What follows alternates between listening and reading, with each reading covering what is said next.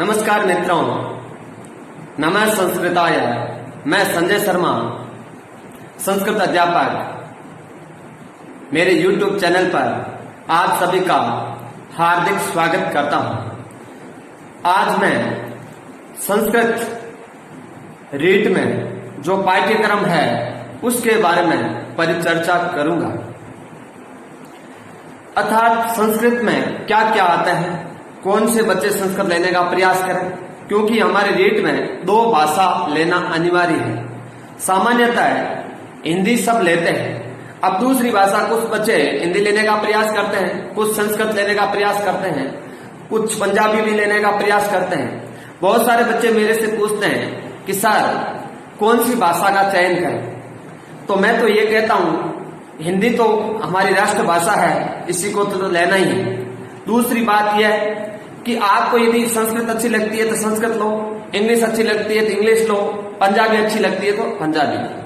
हालांकि संस्कृत एक ऐसा विषय है जिसमें 30 में से 30 नंबर ला सकते हो, अन्य सब्जेक्टों में भी ला सकते हो आप, ऐसा कुछ नहीं है। लेकिन ये थोड़े सा उनसे सरल है तो थोड़ा सा समझने का प्रयास करना है। मैं आपको संस्कृत बड़े सरल माध्यम से पढ़ाने का प्रयास करूंगा। बहुत सारे बच्चों के फोन आते हैं मेरे पास, सर आप मारवाड़ी से संस्कृत समझाओ। बिल्कुल, आपको ऐसा लगेगा कि हम मारवाड़ी से संस्कृत सीखने का पूरा प्रयास कर रहे हैं, कहीं भी प्रॉब्लम नहीं आएगी। मैं इस फील्ड में 15 सालों से पढ़ा रहा हूं। बच्चों की बेहद मांग पर मैंने ऑनलाइन पढ़ाना प्रारंभ किया। अब अपन संस्कृत में जो रीट में हमारा जो पाठ्यक्रम है संस्कृत का, उसके बारे में थोड़ा सा बातचीत कर लेते हैं। रीट में संस्कृत में एक गद्यांश आता है। उस गद्यांश जो पहली यूनिट है उसमें साफ लिखा है, एकम अपठित गद्यांशम आधारीकृत्य निम्नलिखित व्याकरण संबंधित प्रश्न। अर्थात एक गद्यांश दिया होगा, उसमें व्याकरण संबंधित प्रश्न पूछेगा, जैसे शब्द रूप का प्रश्न पूछेगा, धातु रूप, कारक, विभक्ति, उपसर्ग, प्रत्यय, संधि, समास, लकार, सर्वनाम, विशेषण, विशेष्य, अव्यय संबंधित प्रश्न आपसे पूछेगा। अर्थात गद्यांश का मतलब किसी राजा का कोई वर्णन दे दिया, किसी नगर का वर्णन दे दिया, उसमें मान लो कोई पद आ गया, मान लो उस गद्यांश में एक पद आया हुआ रमेश, सीधा पूछेगा रमेश इत्यतर संधि का, अतः रमेश पद में कौन सी संधि होती है। सिंपल, 4 ऑप्शन मिलेंगे। इसी प्रकार आपसे मान लो उसमें कोई पद आ गया, कृष्ण सर्प आ गया, जैसे कृष्ण सर्प इत्यत्र समास का, अर्थात कृष्ण सर्प में कौन सा समास है। अर्थात उसमें मान लो एक पद आ गया प्राप्य उस गद्यांश में, तो सीधा पूछेगा प्राप्य इत्यत्र प्रत्यय का, अर्थात प्राप्य में कौन सा प्रत्यय है। या मान लो उसमें कोई पद आ गया, जैसे मान लो उसमें पद आ गया संस्कृत, सीधा पूछेगा संस्कृत इत्यत्र उपसर्ग का, अर्थात संस्कृत पद में कौन सा उपसर्ग होता है। ये हमारी गारंटी है। संस्कृत में आप प्रश्न तो आपको समझ में आ जाएगा और उत्तर जब आएगा जब आप लोग पढ़ोगे। निश्चित रूप से यदि आपने थोड़ी पढ़ी है संस्कृत की तो कहीं भी प्रश्न का उत्तर जाएगा नहीं, और पढ़ोगे भी नहीं तो प्रश्न का उत्तर फिर जाएगा।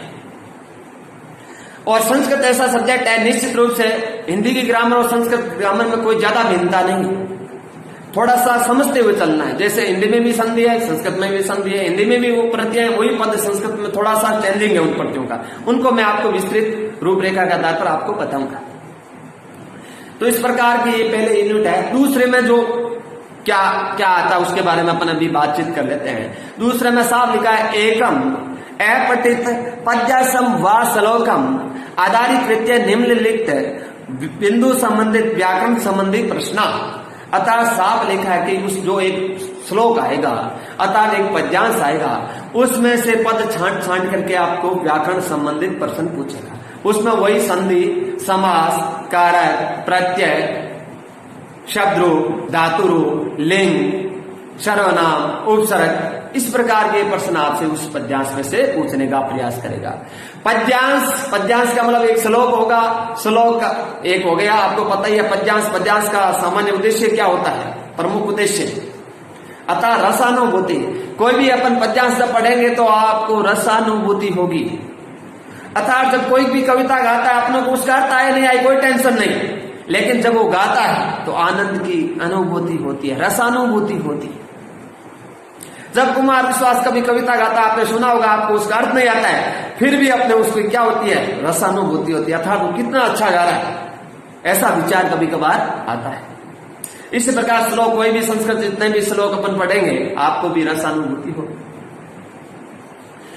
और 3 नंबर जो यूनिट है उसमें साफ लिखा है संस्कृत अनुवाद, और उसके पश्चात लिखा है स्वर व्यंजन उच्चारण स्थानानि वाच्य परिवर्तन, अशुद्धि संशोधन और संस्कृत सुक्तियां। ये वाली 3rd नंबर जो यूनिट है इसको अपन पढ़ेंगे। उसके पश्चात ये जो चैप्टर है, तीनों चैप्टर ये व्याकरण के हैं, और मैं आपको ट्रिक के माध्यम से समझाऊंगा। कोई भी टॉपिक ऐसा नहीं है जो आपके नहीं समझ में आएगा, बड़ा सरलतम। आपने बहुत सारों से संस्कृत पढ़ा है, मेरे से आप इस ऑनलाइन प्लेटफॉर्म से 2 महीने जुड़कर पढ़ने का पूरा प्रयास करें, देखो आप कितना संस्कृत सीखने में बदलाव आता है, ये मेरी गारंटी है। पढ़ोगे निश्चित रूप से आएगा। मैं ट्रिक के बहुत सारी ट्रिक बता दूंगा, संधि में आपको ट्रिक बताऊंगा, समास में बताऊंगा, कारक में बताऊंगा, प्रत्यय में बताऊंगा, विभक्ति में ट्रिक बताऊंगा मैं आपको, और आप निश्चित रूप से ट्रिक के माध्यम से ही प्रश्न को हल कर लोगे, लेकिन पढ़ना पड़ेगा। तत्पश्चात जो 4 नंबर यूनिट है उसमें साफ है संस्कृत भाषा शिक्षण विद्या, अर्थात संस्कृत भाषा की शिक्षण विधि, संस्कृत भाषा शिक्षण सिद्धांत, संस्कृत शिक्षण अभिरुचि प्रश्न, ये 4 नंबर यूनिट है। 5 नंबर यूनिट जो रीट में है वो है संस्कृत शिक्षण अधिगम के साधन, ठीक है, संस्कृत संप्रेषण के साधन और संस्कृत पाठ्य पुस्तकानी। उसके बाद में लास्ट वाला जो यूनिट है वो केवल मूल्यांकन का है, संस्कृत मूल्यांकनम, तो उसके बारे में अपन विस्तृत रूपरेखा में बातचीत करेंगे। ये जो 3 यूनिट है शिक्षण विधियों की, उन तीनों यूनिट को मैं केवल संस्कृत में पढ़ाऊंगा, केवल संस्कृत, और संस्कृत को बदलूंगा हिंदी में, और जिनको हिंदी भी कम समझ में आ रहा है उनको मैं मारवाड़ी में समझाने का पूरा प्रयास करूंगा। संस्कृत के ये जो 30 प्रश्न आते हैं, कहीं भी आपको प्रॉब्लम नहीं आएगी, निसंकोच आप पढ़ने का प्रयास करें, और मेरे इस चैनल को ज्यादा से ज्यादा लाइक करें, शेयर करें और सब्सक्राइब करें। धन्यवाद, साधुवाद।